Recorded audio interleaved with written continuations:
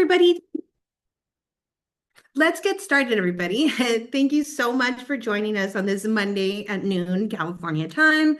I am Janine Bernard, and I am assisted today by Nabiha Ali, who's going to be, taking any chats and letting folks in from the wait room. Yeah, this presentation summarizes our application workshop for prospective Mass E students. We'll walk you through deadlines, requirements, recommended strategies for strong application, and then what to do after you submit. Great. And so that's me, Janine Bernard, Associate Director of Student Operations, and then my trusty colleague, Nabiha Ali, one of our Student Services Advisors. So you'll be joining us for this hour. Yeah, so some key dates. Currently, we have the summer 2026 application open and available. The application deadline is February 11th.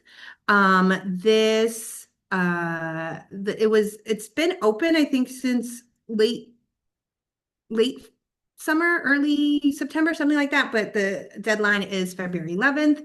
I would suggest submitting it a little bit ahead of time, and then just in case there's any issues, and then that way you can submit any missing materials before the deadline. We will also be reaching out if you are missing anything. And then instruction begins for summer in May 2026. And then we'll be following up, of course, with summer 26, the slate of classes and things like that. And here's the link to apply. Oops. It's grad.berkeley.edu/admission/apply and midterm 2026. And then the program is Master of Advanced Study in Engineering, Mass E. And then you'll go onto that website, create your account, select the term, like I said, select the program, and then make sure there's a sub-concentration. And so make sure you select that carefully, because once you submit, you can't change the track in your application. So double check before submitting, and then complete all sections listed as required fields, and then use the portal's left-hand navigation to jump back to any section if needed. So here's some admissions requirements. So definitely the program and track selection, decide before you admit. So this should just be concentration because we're all in the same department. We'll also need your information about your academic history, unofficial transcripts, grade point average, essays, which include statement of purpose and personal history statement, 2 letters recommendation, your resume/CV. We will have a writing workshop in December.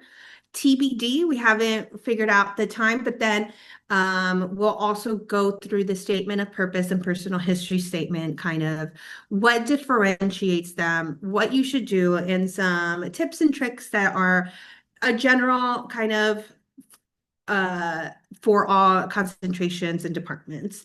Let's see, GPA entries, so cumulative. So we'll look for your cumulative GPA throughout your undergrad career, and then the major field GPA is optional, but certainly helpful. And so that means any class that you use to declare your major, that's your GPA. And some universities, they call it upper division GPA, major GPA, field GPA. So any classes that you took once you declared your major is what we're looking for. There is no GRE required. We do require TOEFL or evidence of English proficiency. So that's TOEFL, TOEFL, or IELTS. That's usually for folks in the UK. And so we can go into the specifics later. The essays, so the essays are less than 1,000 words, equal to or less than 1,000 words for the statement of purpose and personal history statement. we're required 2 letters of recommendation and then your resume, CV. You do have to provide an application fee. There are information about waivers, which we do not manage waivers. So let me see. Let me just application fee waiver. I'll drop this in the chat. And so you can take a look at the fee waiver policy. Unfortunately, we cannot go outside of that policy. And then departmental funding. So we recommend that you complete that section so that we get a good sense of what your financial situation is. And so, yeah, so how to apply, like we've said, go to that website, make sure that you're checking in for the 2026, 2027 application. Well, it would be summer 2026. And select the Mass E. You can, oh, and then also important, you can only do one program per application cycle. And then if you see an asterisk, that means you have to complete it before moving forward. So yeah, so here's the summer 26 Mass E. Deadline is February 11th, 2026. And this is 8:59 California time, 8:59 p.m. or 11:59 p.m. Eastern time. And then again, check that your program choice is designated as Mass E. Here goes the concentration and interest. So make sure you double check, triple check, and that you feel good about the selection you make. Yeah, and then in terms of your academic history, include all schools where you have received college credit. This includes universities at which you have studied abroad or community colleges. Unofficial transcripts work for review purposes and must include your name, your university name, your name, the university's name, all the courses you took, dates, grades, degree conferral. So, if somebody graduated in spring 25, it would be degree conferred May 15, 2025 or something like that. And then quick tip, look at your transcript. Are other schools listed as places you have received credit from? Then you will also need to list those schools and submit their unofficial transcript. So if if you took fall 24 to study abroad and it says, study abroad credit, then we'll need that information from that institution as well. Yes, go ahead and upload. So for international transcripts, upload a scanned copy of your transcript, degree certificate, and or translations for each institution after high school. Transcripts in Spanish do not need to be translated. If you have graduated and your transcript does not show when your degree was conferred, please include a scan of your diploma or degree certificate. And then grading scale, if it's not on a 4.0 scale, make sure that typically the back of your official transcript will have the rubric for that institution. Oh, and then I got ahead of myself. If your academic records are in a language other than Spanish or English, submit the translations by certified translators from your university, the American Translators Association, or the Ministry of Education. Degree names and grades should be transcribed, not converted into English words or the US grades of A through F. And then make sure to upload. We will need the original language and then along with the English translations. So we don't require an official transcript at the time of application, but they will be required when and if you are admitted and accept our offer of admission and then matriculate. Then we will need it, and you are given a deadline of, 3 to 5 weeks or something like that. Otherwise, there will be a hold on your account, and then you wouldn't be able to enroll for the next session. So. But it's as soon as you send it in, within a couple of days, it's removed. Yes, and so if you have any prior master's or any graduate study, include those transcripts too. And then let's see, degree conferred, conferral date. Yes, yes. And then WES evaluation is not required at the time of application, but then again, if you are admitted, we do take that as well. So in terms of GPA, so there are, like I said, there's a cumulative GPA, which is listed on your transcript usually, and it's all 4 years or however long your program was. So enter it as listed on your transcript. The GPA for major or field courses, again, optional but recommended. It's helpful. It's helpful if your earlier term, say year one, year two, maybe weaker, you were getting the hang of things, but then when you got into your major coursework, there's a significant difference. So that shows an upward trajectory, which is what we want to see. And then you may calculate and enter this value even if your school doesn't provide it formally. So you can do your own major GPA, but just make sure that it's the classes that you used when you declared your major or they were required for your major.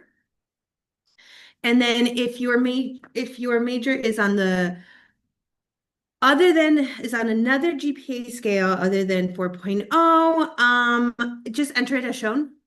And if the department needs any conversion or breakdown, we'll communicate to you with the instructions.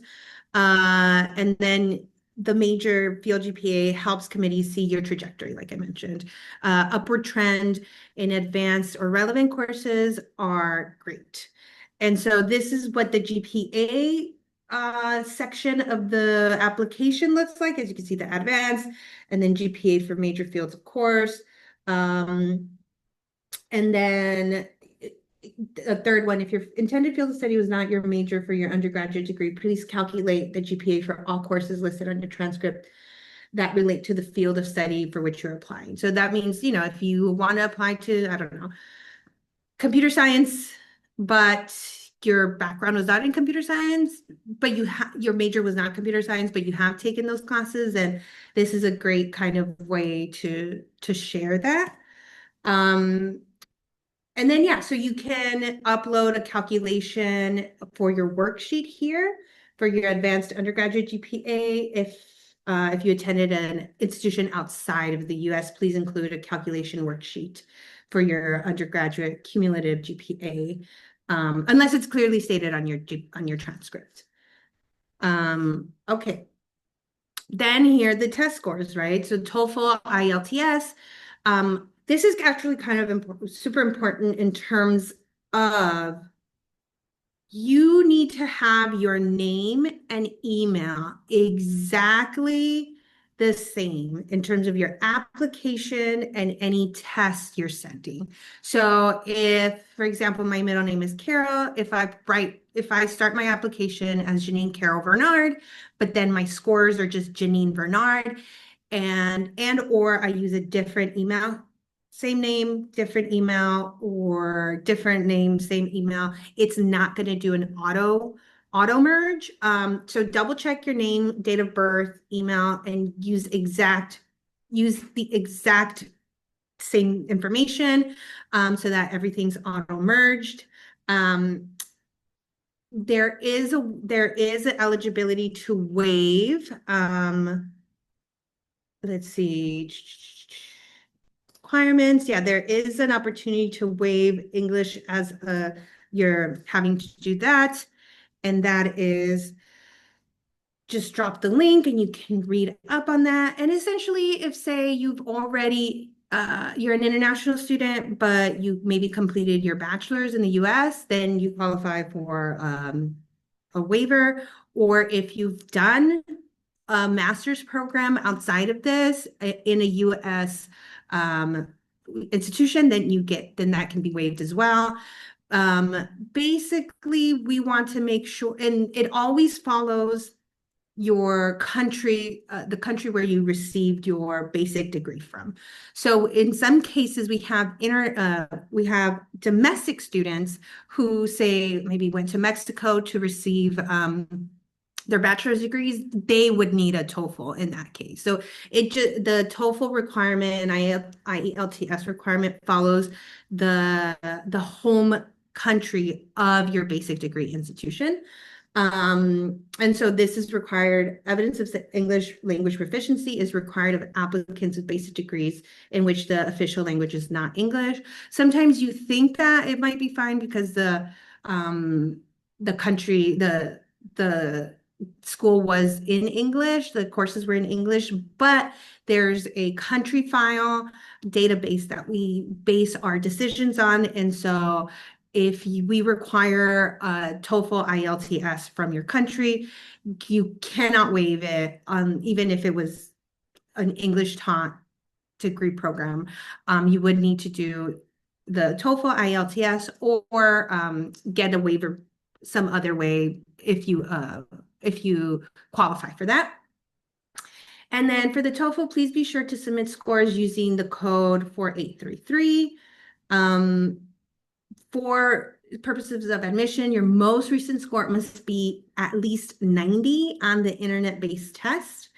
And then for IELTS, no scores required, and the overall band score must be 7 out of that 9-point scale. Anything below that would not qualify for meeting this requirement. And like I said, am I exempt? If you have a basic degree from recognized institution in a country where the official language is English, that's fine. If you've completed a basic or advanced degree at an institution in the US or abroad where the language of instruction is English and the institution is accredited by one of the US's regional accrediting agencies, and/or have completed at least 1 year of full-time study academic coursework with a B or better at a regionally accredited institution within the US. So if you had, I don't know, if somebody went to SF State for a master's in science or something like that, then that would be an applicable reason for being exempt. Let me go back here. Let's see. Yeah. And so the GRE is not required for Massey. Submitting the GRE scores will not help or hurt your application. So they might not even see it because it's not required. And then if you have any questions, we'll share our email at the end in case anything pops up. Okay. Now on to the essays. And again, we'll schedule another info session to directly talk about the essays in maybe December. And so stay tuned to our website. That will be scheduled soon. So please note that the essay guidelines differ slightly from the guidelines provided in UC Berkeley's general graduate application, but that's fine. I think it's mostly, there's a lot of information that overlaps. So the personal history statement should not duplicate the statement of purpose. The way that I see it, the personal history statement kind of lets the reviewer know who you are. It gives them a context. It gives them kind of obviously your personal kind of circumstances. It should be 1,000 words or less, and it should describe your career goals and how this program will meet your professional aspirations. If you're entering the field, tell us about your engineering interests and the skills you wish to acquire during the program. And then also describe how you hope to expect to contribute to improving engineering in your future professional endeavors. And then your personal history statement should describe so that's your statement of purpose. That's kind of like, boom, this is what I want to do with this engineering degree. And then your personal history statement should describe who you are, maybe your family, the experiences that kind of shaped you, and the motivation for working in engineering. And it should leave the admissions committee with a better understanding of who you are as a person. So background, perspectives, any growth, leadership, and service to others, and basically the context of your academic and professional journey. And then use this to add new information that you want to avoid repeating. Avoid repeating your resume, right? But it's helpful, it contextualizes anything that, like I mentioned earlier, maybe your first 2 years were a little bit tough because you're getting acclimated. Make sure you use that space to say, hey, I had some personal issues coming up, that came up in year 1 or 2 of my bachelor's. But I overcame them and I learned about myself and I learned that I really want to be X type of engineer. And then the statement of purpose is where you pick that up and say, after my 2 years of, kind of frustrations, I was able to take this class, and then that'll show your upwards trajectory. General tips, keep the two essays distinct with minimal overlap. I mean, I think they should go together, right? They should kind of supplement each other, but don't say the exact same thing. And then ask multiple people to review the structure, the clarity, grammar. And it's fine to let recommenders read them. This can actually strengthen their letters because you can't tell them what to write, or you shouldn't tell them what to write. But you can always let them know what your goals are, what you're attracted to in terms of the industry, and maybe what you want them to focus on. It's up to them, but that gives them some clear guidelines. And then if you share your essays with them, they even know a little bit more of what to say.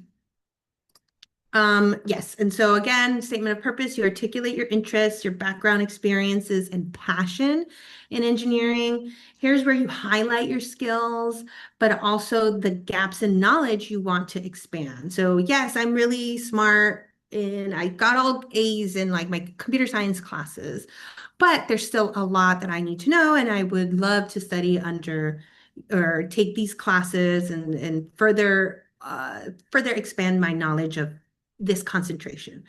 Um, yeah, and so what do you hope to learn within your program, then our program? How will this affect your ability to accomplish your career aspirations? And so essentially you're making an argument for why now, why UC Berkeley Master of Advanced Study in Engineering, and then why the specific area of focus. And again, don't just repeat your resume, but really kind of make it come alive. Show us your journey. And then maximum word count, again, 1,000 words. And then a little bit more on the personal history statement. How have you overcome barriers to access higher ed? Provide context, any gaps, inconsistencies. This is where you really make the connection, where you don't want to let the connection just not be made, right? Don't assume that whoever's reading this will make that connection. You should be, say exactly what you want to say. And then how you have come to understand the barriers faced by others.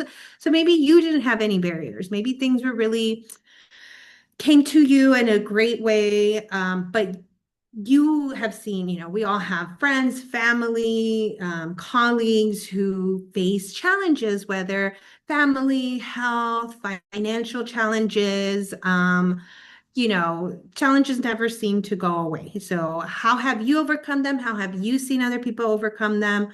Any academic service to advance equitable access to higher ed for women, racial minorities and individuals from other groups that has been historically underrepresented in higher education. So maybe, I think there's a lot of indigenous communities that are they're by far kind of per capita the lowest resource. So, I don't know, maybe a good example would be like, hey, I would want to, go into the Navajo reservation and like, help with X, Y, and Z with this engineering background.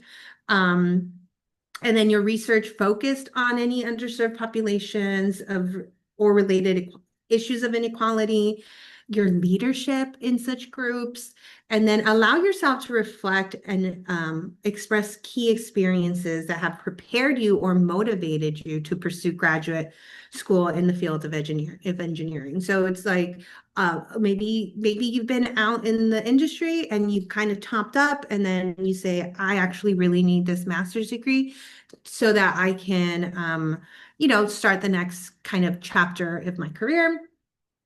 Again, highlight your passion, maturity, focus, and strong motivation. Maximum word count, 1,000.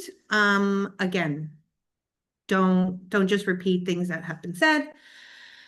Letters of recommendation, Tip, double check that you have their correct email information. If your recommender is having trouble, try switching the browser or check they are uploading a PDF file. So yeah, so make sure that there is no typo in the email address because the system will send reminders to that. So if it's not a valid email address, then it's just going to kind of go into the void.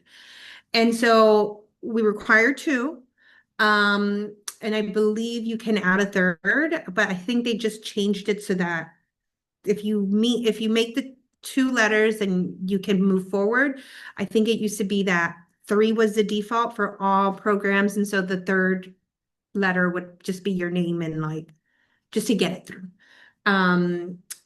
So at least one should focus on your academic potential, and your recommender will get an email notice when you click the send to recommender email. And again, so this is why it's important. It'll send them a link to a page where they answer a few short questions and then upload a PDF of their letter to the application. You can submit your application even before your letters are submitted. So yeah, if you hit send on your end, then you are kind of done, and it's up to your recommenders to then submit their letters and make sure to remind them, because sometimes if they don't remember and they don't submit, then you're not eligible to be reviewed and provide and given an offer of admission. Letters of recommendation are due on the same day as the deadline. So make sure to send in your application ahead of time so that you have the opportunity to like check and remind folks. And then we recommend waiving your right to review recommendation as a best practice, because I believe that if you don't waive your right, there's some follow-up steps with the graduate admission that kind of delay the submission of your application. Yeah, and then, sorry, one more thing. In terms of your recommenders, choose your recommenders well. Make sure that they can really speak to you substantively, as opposed to say, yes, I know so-and-so, and they were in my class. And that almost hurts more than helps. But yeah, this can be supervisors, this can be project leads, this can be instructors you've had. Yeah, and then they'll receive an email with the uploaded notifications.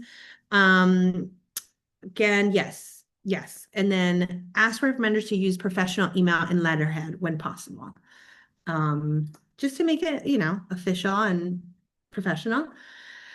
So we do offer partial scholarship opportunities. To qualified candidates, recipients are awarded partial scholarships based on criteria including academic merit, financial need, overcoming personal, academic, or professional barriers, and experience with diversity. And then please make sure to communicate these in the economic background section, a personal history statement, and personal information. So that is where we would look at. So if you are recommended for admission and take us up on our offer, then we will provide the scholarship application, which you'll submit, and then we'll look at your applications, your submitted admissions application as well, and we'll take a look at these 3 sections that I mentioned. And so what we've done is in the past is we've awarded, so Mass E is based per unit. The charges are based per unit. So we offer essentially the equivalent of 2 classes. So about $3,500 each unit. Each class is 1 unit, and it's about $1,750. And so this would be an award of $3,500, applicable directly to tuition and fees. And then there's some campus fees on top of that.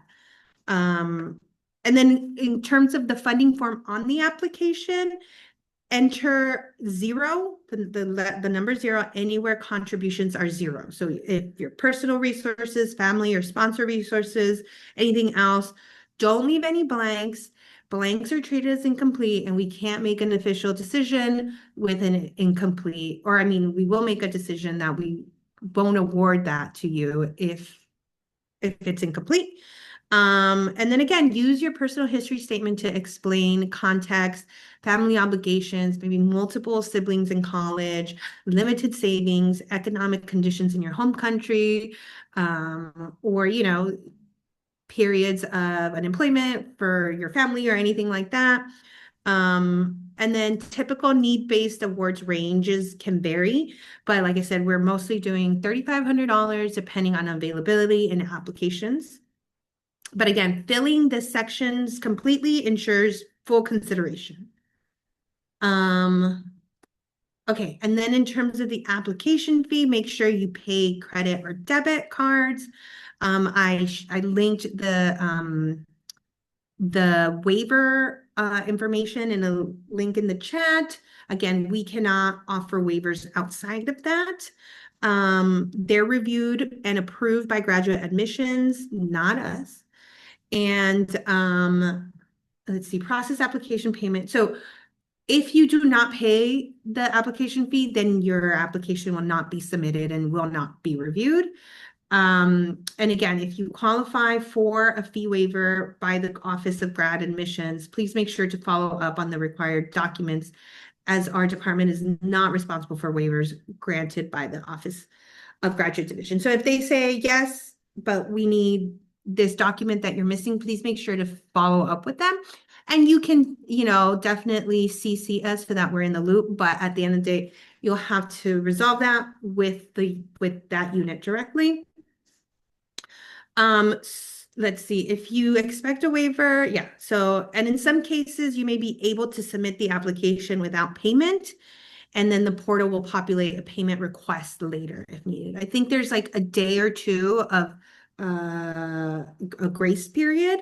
But again, it will not be considered submitted unless paid. And this is what the application fee screen looks like on the application or the yeah, so then they also offer waivers to students who demonstrate financial needs and students who have participated in certain programs. Once you complete the biographical information and personal background sections of the application, the fee waiver will automatically appear in the payment fee waiver section if you are eligible. Only U.S. citizens or current permanent residents are eligible for an application fee waiver. Undocumented students, those classified as AB 540 and non-AB 540, may be considered for an application fee waiver if they demonstrate financial need. And then there's a link there for additional information. Okay. And then what happens after you submit? You can still check the status of your application and the materials that have been received or processed within your application portal. So you can always log back in and then check to see if anything's missing.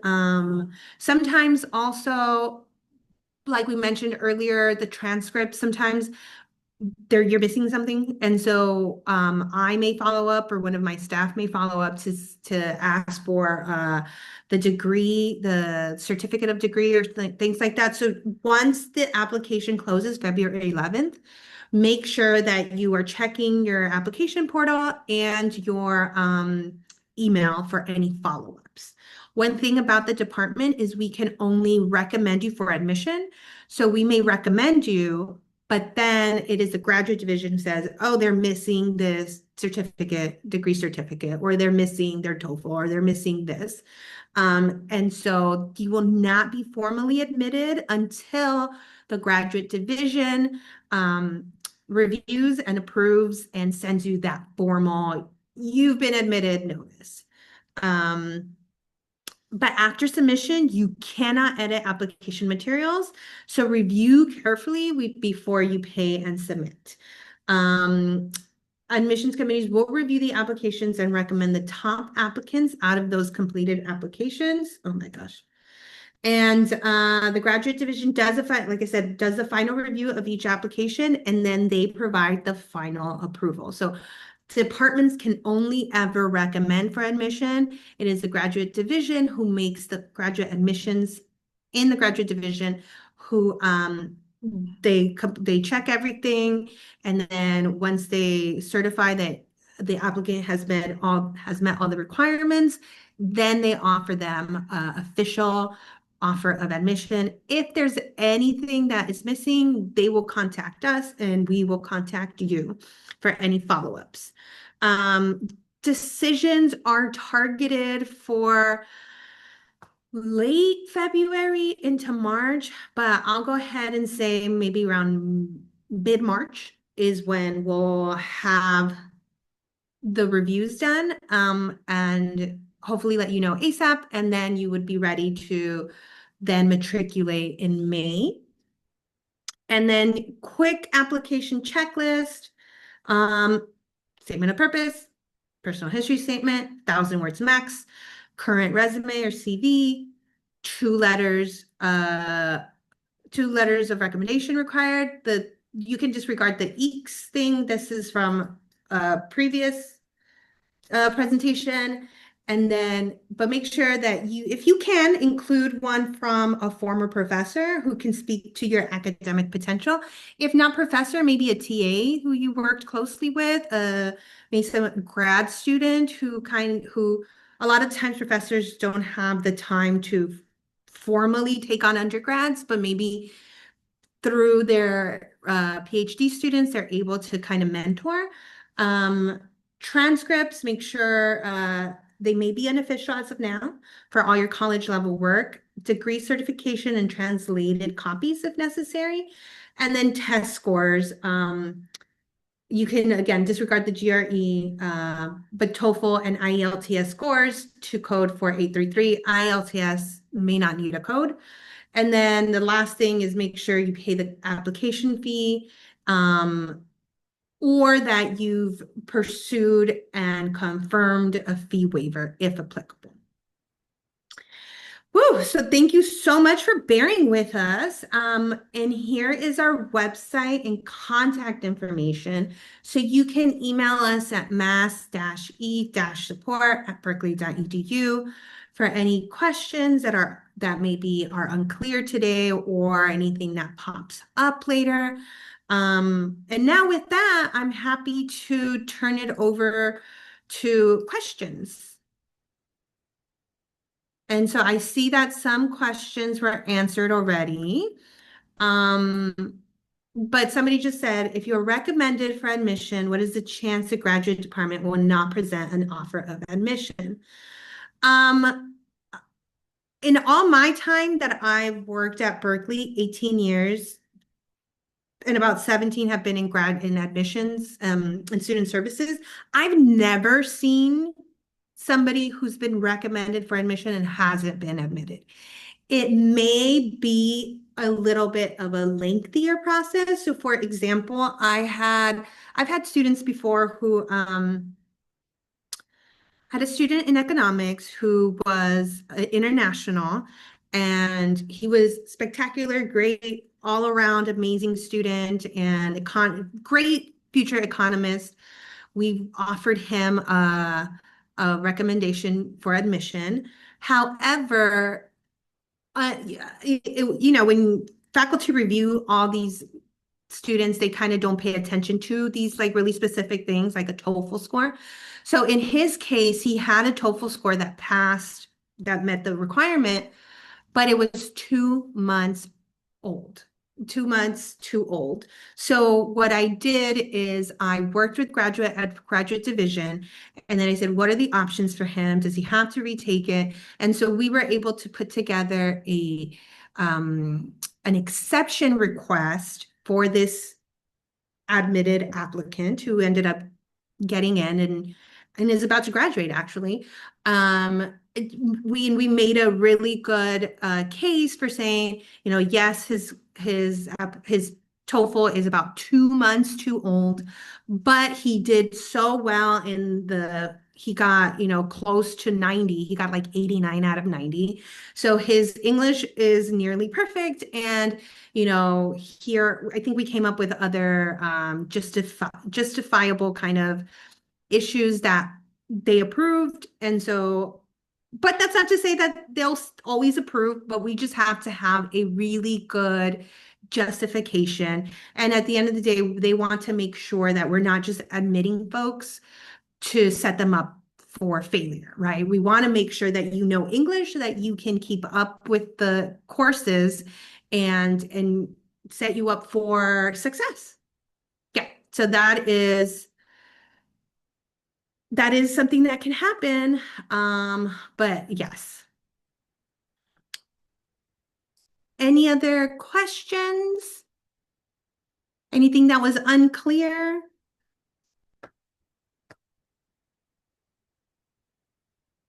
I have a couple of final tips that I didn't scroll down enough. So some tips: start early.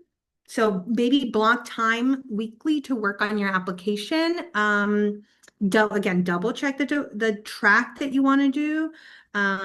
Before submitting, use essays to add value beyond your resume.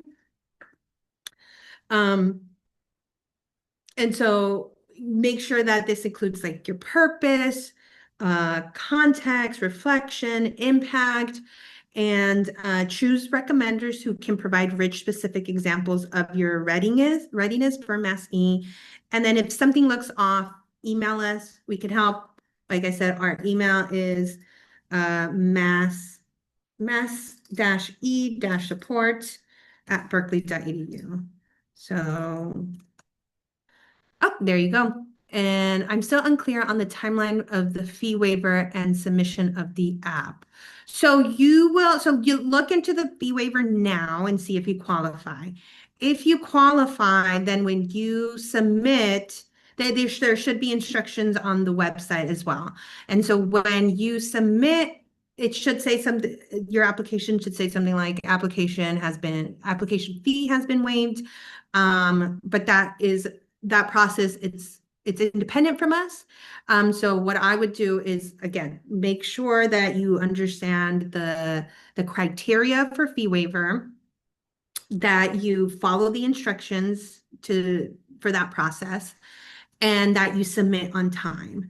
And that way you have, if you submit January 2nd, then you still have a couple days to kind of like 9 days to figure that out.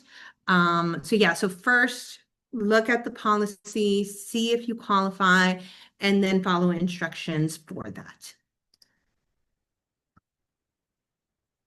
This program that you're in is the Master of Advanced Study in Engineering. So this is a 100% online program.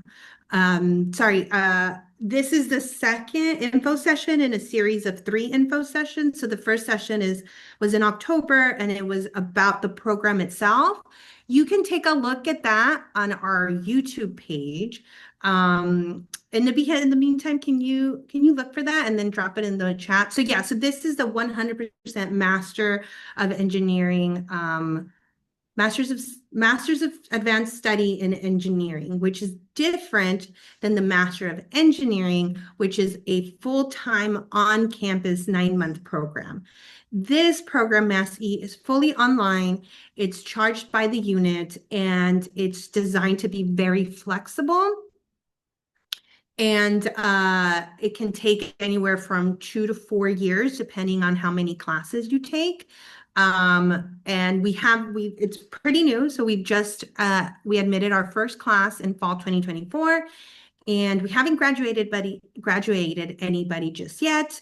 But yeah, this is a different program, which if you didn't know about it, this is great. That's why these info sessions exist, so that you can understand what programs are out there and what might be helpful to you.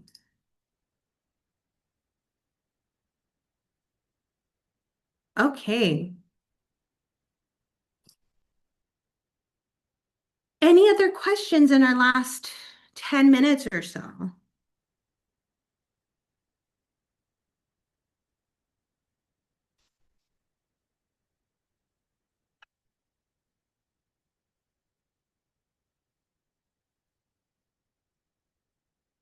Great.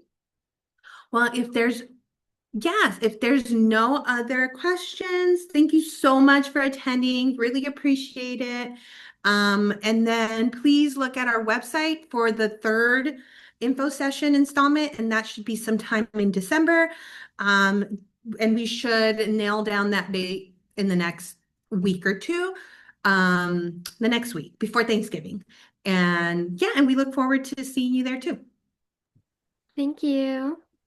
Thank you all.